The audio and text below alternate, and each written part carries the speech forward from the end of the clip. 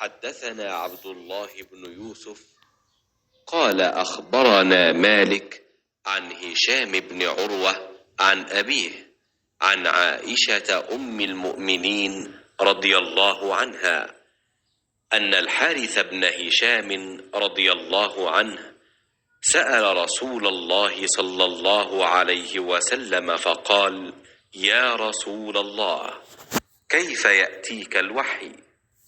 فقال رسول الله صلى الله عليه وسلم: أحيانا يأتيني مثل صلصلة الجرس وهو أشده علي فيفصم عني وقد وعيت عنه ما قال، وأحيانا يتمثل لي الملك رجلا فيكلمني فأعي ما يقول.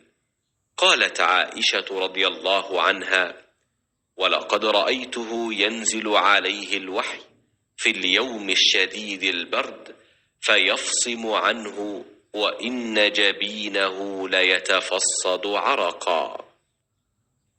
हुजूर अकरम सल्लल्लाहु अलैहि वसल्लम ने फरमाया कि वही नाजिल होते वक्त कभी मुझको घंटी की सी आवाज़ महसूस होती है और वही की ये कैफियत मुझ पर बहुत शाख गुजरती है। जब ये कैफियत ख़त्म होती है तो मेरे दिलो दिमाग पर उस फरिश्ते के ज़रिए नाजिल शुदा वही महफूज हो जाती है।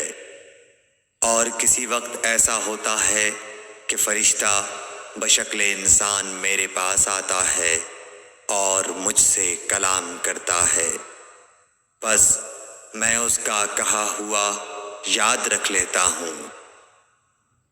सही बुखारी हदीस नंबर 2।